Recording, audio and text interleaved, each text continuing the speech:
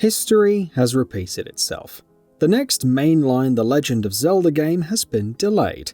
That's happened time and time again with a consistency that's become sort of predictable by now. Twilight Princess, Skyward Sword and Breath of the Wild were all delayed too, which means that 4 mainline console Zelda games in a row have now been pushed back from their originally intended releases.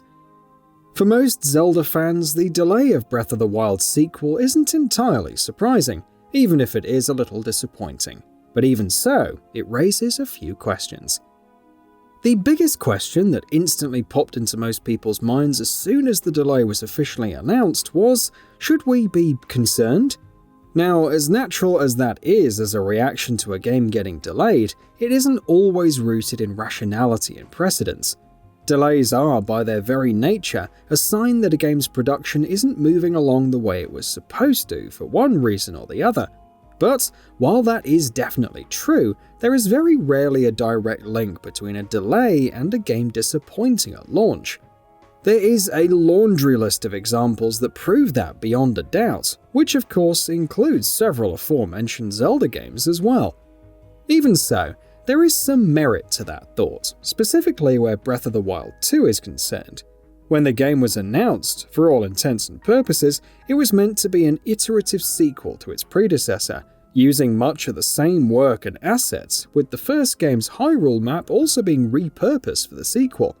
Of course, the realities of modern AAA development mean that the turnover was never going to be as quick as it could be, but given the fact that this was a game that originally started life as a Breath of the Wild expansion, many expected that the gap between the two releases wouldn't be more than 3 to 4 years at most.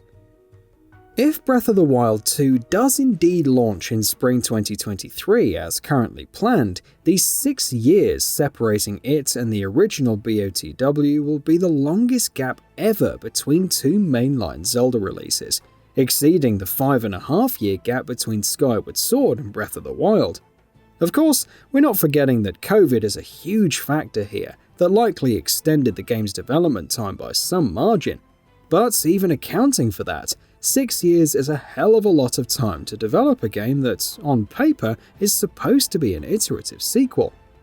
That's usually the amount of time developers spend on games that are supposed to be completely new, where the most production work has to be done from scratch. So, why exactly has Breath of the Wild 2 taken such a long time to develop? Given how little we know about the game and its development, it's hard to answer that question with any certainty. But we can take what little Nintendo has said and draw some rough conclusions based on that. And the first conclusion that jumps to mind, especially if we're taking an optimistic outlook here, is that the upcoming sequel is far bigger in scope than we've been led to believe.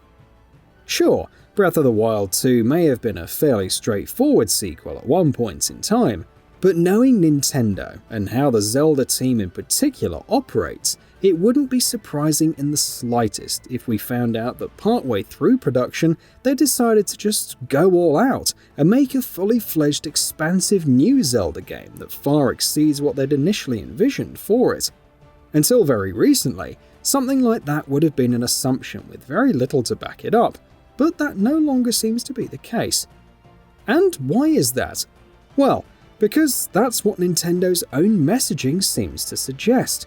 In the recent delay announcement video, Zelda series producer Eiji Aonuma said that not only will Breath of the Wild sequel feature the Hyrule of its predecessor, as well as the new locations in the sky we've seen in previous trailers, but even go beyond that.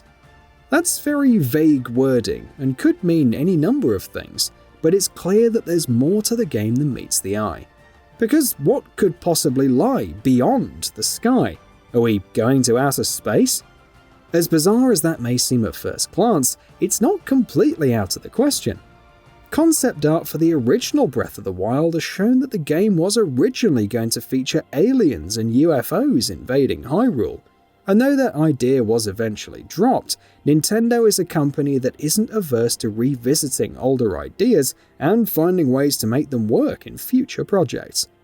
Of course, that's purely speculation at this point, but it might be one of several ways that the Breath of the Wild sequel looks to expand in unexpected ways.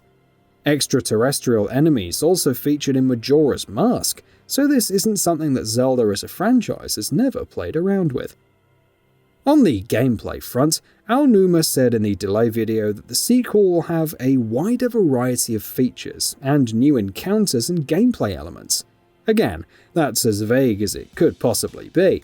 But how much more expansive is the gameplay side of things going to be compared to the first game?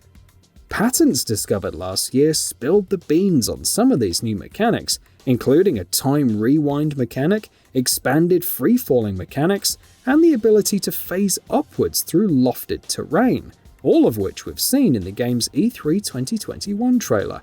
But what else can we expect beyond that? Will there be better enemy variety? Will there be proper traditional dungeons?